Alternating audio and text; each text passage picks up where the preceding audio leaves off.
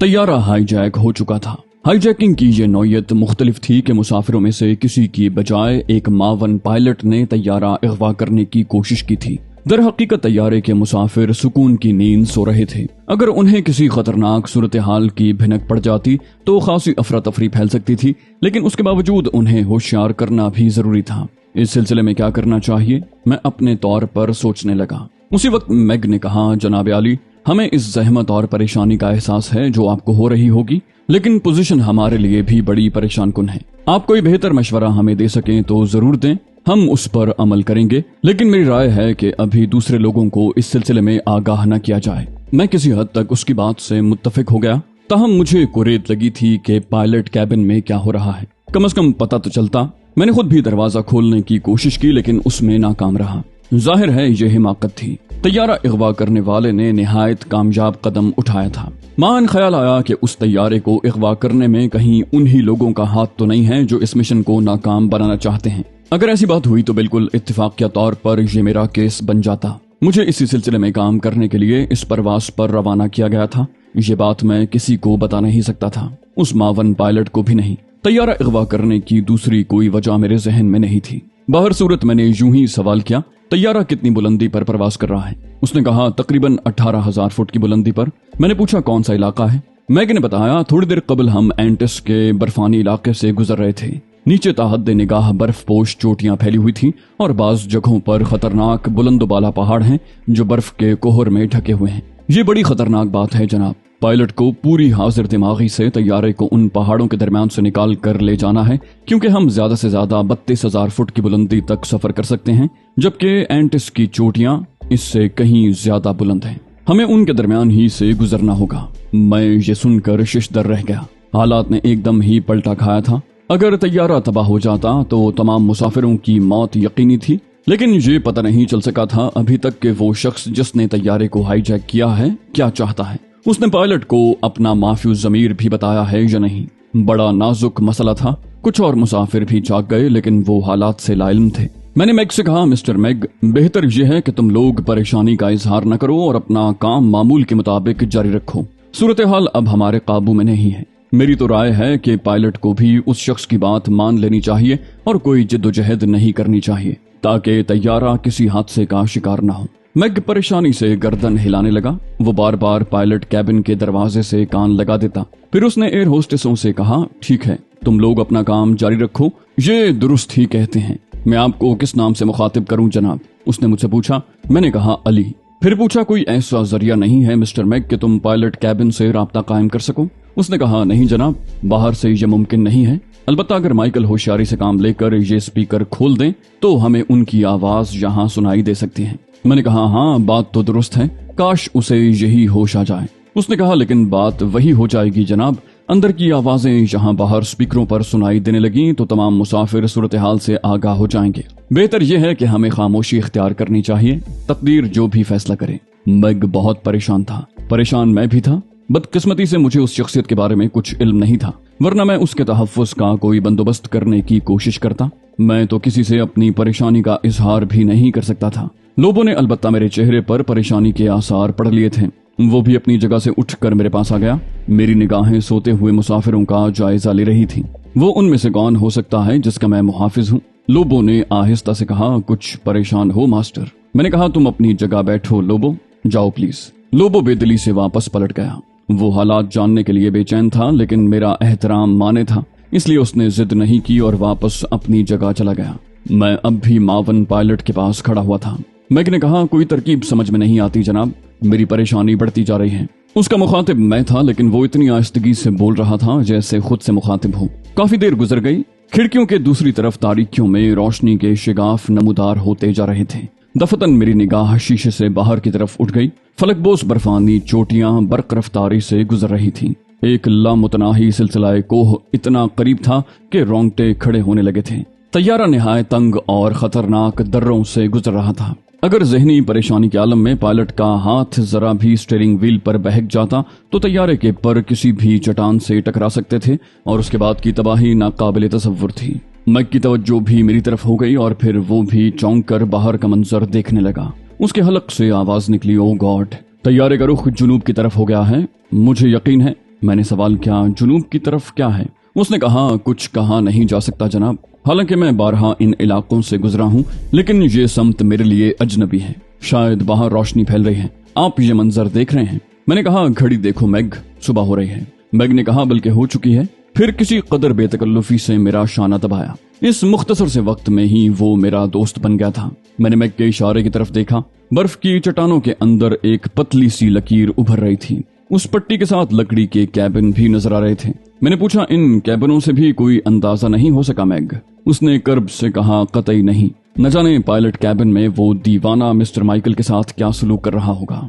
वो बेचारा बेहद परेशान नजर आ रहा था, लेकिन बेबस था। अमले के तमाम लोग ही सूरत हाल से बाखबर थे, लेकिन कोई कुछ नहीं कर सकता था। तैयारा उस पतले से रास्ते से आगे निकल गया। अब पट्टी नजर नहीं आ रही थी, लेकिन चंद ही लम्हात के बाद मैंने महसूस किया कि तैयारे का रुख दोबारा बदला है। इस बार शायद उसकी बुलंदी भी कम हो गई थी।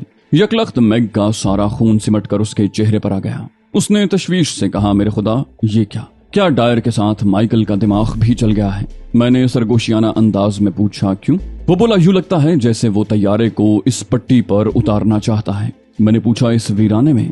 उसने कहा, ऐसा ही लगता है, लेकिन इस पतली पट्टी पर तैयारा उतारना नामुमकिन है।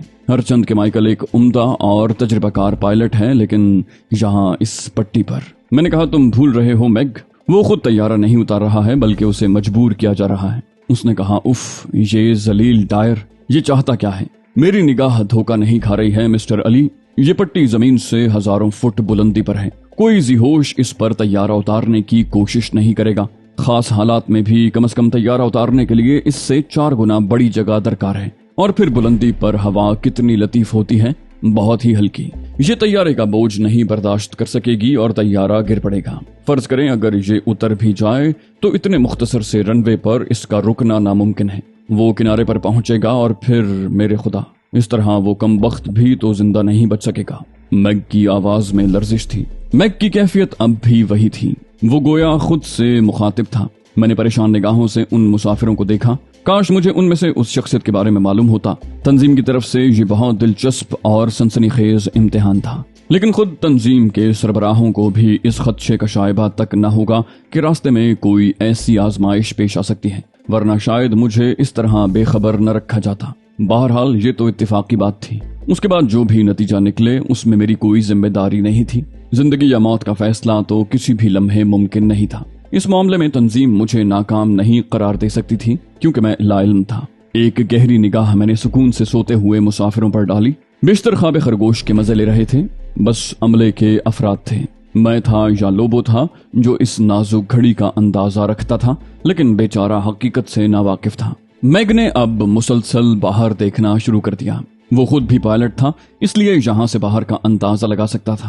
तंग पट्टी मुमकिन है जमाने जंग में फौजी तैयारे उतारने के काम आती हो, लेकिन उस तैयारे को उतारने के लिए वो बहुत छोटी थी। उसके दोनों समत मुहीब उमूदी चट्टाने सीना ताने खड़ी थी और तैयारे का कोई बाजू किसी चट्टान से टकरा सकता था। एक बार फिर मैग ने मेरे बाजू का सहारा लिया। मेरे लिए भी खड़े रहना मुश्किल हो गया था। मैंने सहारे के लिए एक सीट पकड़ ली। तैयारा चक्कर लगा रहा था।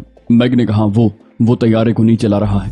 माइकल बिलाखिर उसकी हिदायत पर अमल करने के लिए मजबूर हो गया है। फिर मुस्तरिबाना अंदाज में बोला, मेरे ख्याल में अब मुसाफिरों को इस बारे में इल्म हो जाना चाहिए। लाइल्मी में वो जख्मी हो सकते हैं। मैंने कहा, जैसा तुम पसंद करो। लेकिन मैग शायद मुसाफिरों से कुछ कहने की हिम्मत नहीं कर पा रहा था। अलबत्ता थोड़ी देर के बाद मुसाफिरों को खुद ही सूरत हाल का अंदाजा होने लगा। तैयारा चक्कर लगा रहा था और ये बात ढकी छुपी नहीं रह सकी। वो सब एक एक करके जाग उठे। उनकी परेशान निगाहें चारों तरफ भटक रही थीं। एक खातून की लरसती हुई आवाज सुनाई दी, ये सब क्या है? दूसरे कोने से एक और भर्राई हुई आवाज उभरी, ये क्या हो रहा है? ये हो क्या रहा है? मैं और मैग उस तरफ मुतवज्जे नहीं हुए। अलबत्ता होस्टेस कैबिन से एयर होस्टेस निकल आई। उन्हें एहसास हो गया था कि ये उनके फराइज का मामला है जिसकी उन्हें तनख्वाह मिलती है।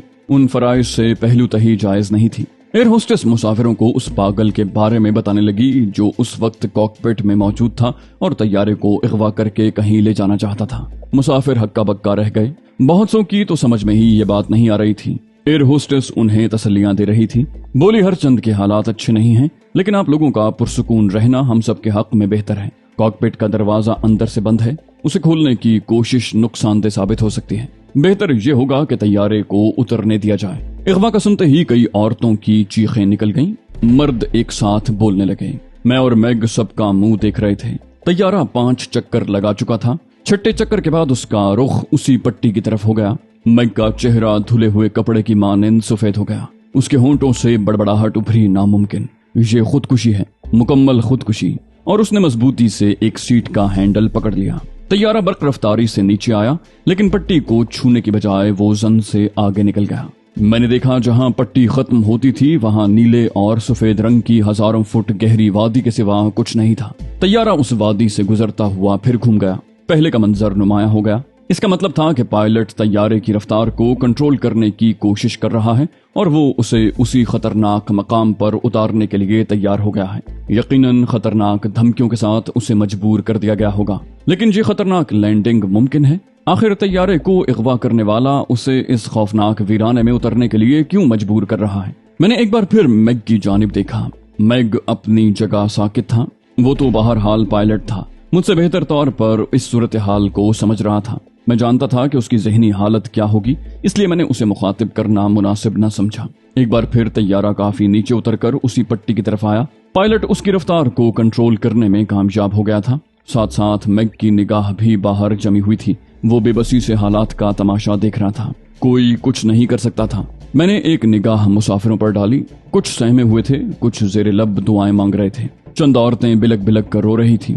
ایک بوڑھی عورت تو شاید بے ہوش بھی ہو چکی تھی۔ کچھ لوگ ایئر لائن کی انتظامیہ کو برا بھلا کہہ رہے تھے کہ اغوا کرنے والا پائلٹ ان کا ہی ملازم تھا۔ ابھی طیارے نے زمین کو چھوا نہ تھا کہ دفتن باہر ایک ابھری ہوئی چٹان اور اس پر جمی ہوئی برف کا تودا اچانک دکھائی دیا اور میگ کے حلق سے ایک دہشتناک چیخ نکلی۔ میرا دل بھی بھنج سا گیا تھا۔ شاید پائلٹ نے بھی اس خوفناک صورتحال کو محسوس کر لیا ہوگا۔ اگر 1 سیکنڈ کی بھی تاخیر ہو جاتی تو طیارے کا بازو اس چٹان سے ٹکرا جاتا اور اس کے بعد جو کچھ ہوتا وہ سوچا بھی نہیں جا سکتا تھا۔ پائلٹ نے تھروٹل پر پورا زور ڈال دیا اور طیارہ بندوق سے نکلی ہوئی گولی کی طرح پھر آسمان کی طرف اٹھ گیا۔ یہ دھچکا اتنا زبردست تھا کہ اس نے مسافروں کو اتھل پتھل کر کے رکھ دیا۔ چیخوں کی آوازوں سے طیارہ گونج اٹھا۔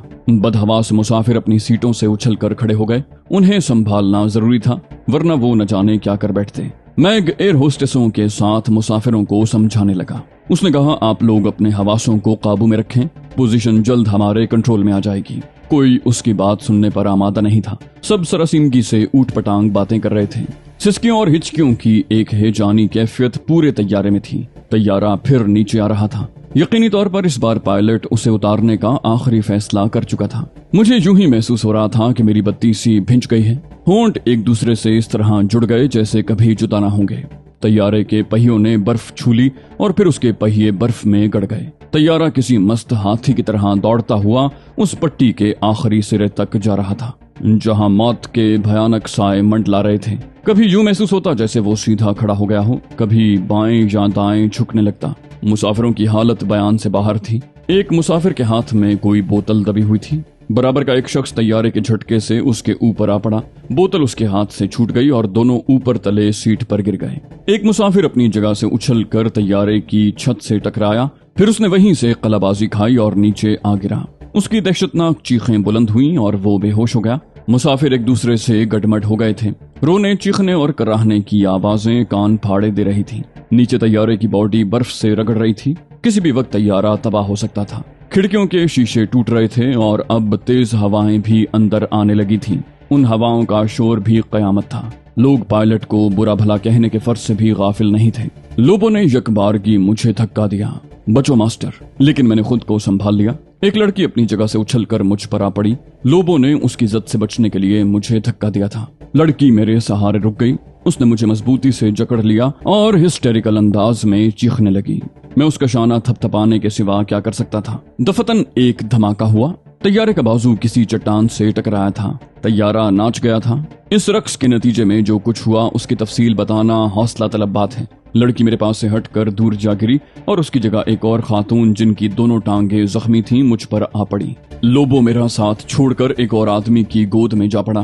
اس کے بعد دوسرا اور پھر تیسرا دھماکہ ہوا اور پھر ایک دم سکون چھانے لگا۔ چیختے چلاتے مسافر اچانک خاموش ہو گئے۔ یہ سکوت عارضی تھا، صرف چند ساتھ کے لیے۔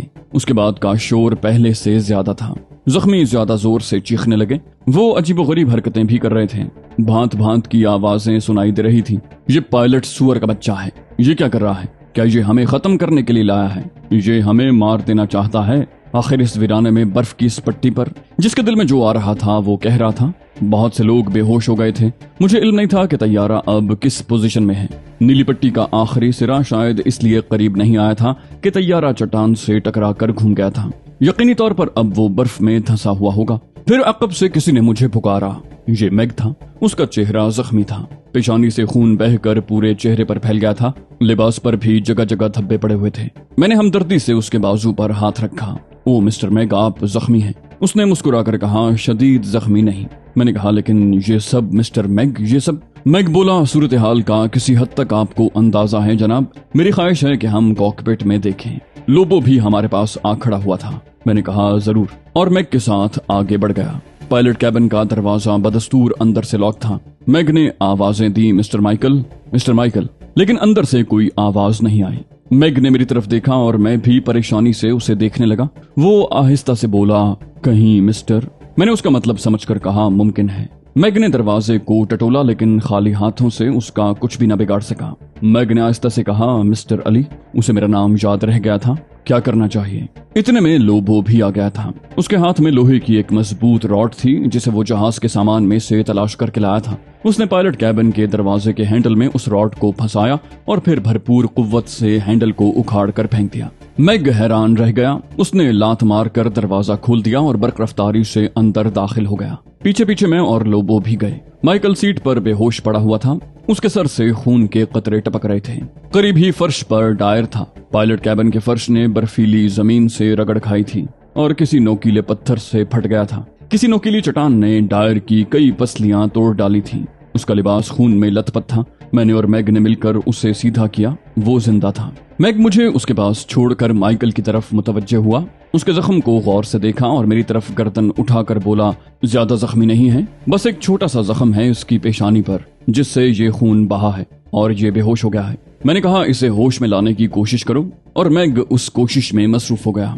चंद लम्हों के बाद माइकल ने होश में आकर आंखें खोल दी। वो बड़बड़ाने लगा, वो सुअर का बच्चा डायर, उसे देखो। मैग ने उसका शाना थपथपाते हुए कहा, आप फिक्र न करें मिस्टर माइकल, वो अब हमारे कब्जे में है। माइकल सीधा हो गया, बोला, खुदा की पनाह, खुदा की पनाह। मुसाफिरों का क्या हुआ? उसका चेहरा दहशत से जर्द था। आंखों में किसी खौफजदा कबूतर के से तासुरात नजर आ रहे थे। मैग ने कहा, आप अपने हवास काबू में रखें मिस्टर माइकल, मुसाफिर भी ठीक हो जाएंगे। माइकल ने पूछा, क्या तैयारा, मेरा मतलब है वो पट्टी के आखिरी सिरे पर रुक गया है? मैग ने हमदर्दी से कहा, अभी कुछ कहा नहीं जा सकता। आप खुद को पूरी तरह होश में लाएं, अपने हवास कायम रखें, उसके बाद इन तमाम चीजों को देखा जाएगा। माइकल दोनों आंखें भींच कर गहरी गहरी सांसें लेने लगा। फिर उसने पायलट सीट से उठने की कोशिश की और उसमें कामयाब हो गया। वो नीचे उतर आया था। मैं अभी तक डायर के पास था। डायर बेहोश था। उसका खून बहुत ज्यादा बह गया था और वो शदीद जख्मी था। माइकल दांत पीसता हुआ डायर के पास बैठ गया। बोला, ये बदबख्त, लानत हो इस पर। मैं अभी तक नहीं समझ सका कि इसने ये हरकत क्यों की, ये चाहता क्या है। उसने जोर जोर से 2 थप्पड़ डायर के दोनों रुखसारों पर मारे और चीखा, जलील इंसान, तुम क्या चाहते थे? उन थप्पड़ों से शायद डायर के हवास जाग गए। उसने आंखें खोली, एक लम्हे साकित रहा, फिर अटक अटक कर बोला, तुम बचकर नहीं जा सकते, यहाँ से कहीं नहीं जा सकोगे। अभी वो सब यहाँ पहुंच जाएंगे और नहीं, मैं नहीं मर सकता। उन्होंने मुझे जिंदगी की जमानत। उन्होंने, उसके होंठ खुले और खून की एक फुहार उनसे निकल पड़ी। उसने खून थूक कर होंठ जबान से चाटे, फिर बोला, उन्होंने वादा किया है, वो मुझे मरने नहीं देंगे क्योंकि मैंने उनके लिए जान हथेली पर रख कर ये काम किया है। यकयक उस पर तशन्नुज का दौरा पड़ा। पूरा बदन बुरी तरह कांपने लगा। वो हवा में हाथ मार रहा था। बड़ी मुश्किल से उसने दोनों हाथ जमाए और आधे धड़ के साथ उठ गया। फिर उसने खून की बड़ी सी कै की और उसका चेहरा धुले हुए कपड़े की तरह सफेद हो गया। वो आंखें फाड़ फाड़ कर उन्हें देखने लगा। सांस धूकनी की तरह चल रही थी। फिर उस पर खांसी का दौरा पड़ा और खांसी के साथ खून के छींटे उड़ने लगे। जबान बाहर निकल आई। उसी आलम में उसने फिर कहा, वो तुम्हें जिंदा नहीं छोड़ेंगे, वो तुम सबको कत्ल कर डालेंगे। उसके मुंह से फिर खून उछल कर बाहर निकला। हम सब एकदम पीछे हट गए। फिर भी उसके खून की बहुत सी छींटें हम पर पड़ गईं। फिर उसने गर्दन डाल दी। फटी फटी आंखें बेनूर हो गईं। माइकल ने कहा, खुदा की पनाह, ये शख्स, मैं इसे तवील अरसे से जानता हूँ। मैग ने कहा, मुमकिन है ये डायर ना हो। माइकल ने उसे हैरत से देखा। क्या मतलब? मेरा मतलब है मुमकिन है ये शख्स मेकअप में हो। माइकल ने कहा, नहीं मैग, अगर तुम मैग नहीं हो तो ये डायर नहीं है, और अगर तुम मैग हो तो फिर ये भी डायर है। मैग बोला, ओ, आपको इस कदर यकीन है? माइकल ने कहा, हाँ, लेकिन ये शायद पागल ही हो गया था। इसे इल्म था कि ये जो कुछ दूसरों के लिए कर रहा है वो इसके अपने लिए भी है, और यही हुआ। दूसरों की जिंदगियां तो शायद बच ही जाएं, ये ना बच सका।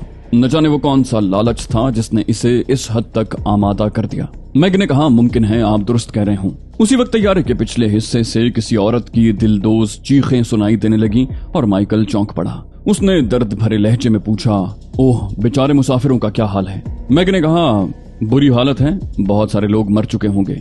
माइकल ने कहा, आओ उन्हें किसी तरह इस बदनसीब तैयारे से बाहर निकालें, जल्दी करो। अभी माइकल ने इतना ही कहा था कि तैयारे का अकबी हिस्सा लरजने लगा और पायलट कैबिन इस तरह ऊपर उठ गया जैसे किसी नादीदा ताकत ने उसे ऊपर उठा दिया हो। डायर की लाश फिसल कर खुले हुए दरवाजे से बाहर निकल गई थी। हम लोगों ने भी खुद को गिरने से बचाने के लिए सीटों का सहारा लिया था। मैंने माइकल के साथ कॉकपिट से बाहर झांका। रूह फरसा मनाजिर मुझे लर्जाने का बायस बन गया था। मेरा दिल उछल कर हलक में आ गया था। तैयारा पट्टी की बिल्कुल आखिरी सरहद पर एक चट्टान के सहारे फजा में मौल्लक था।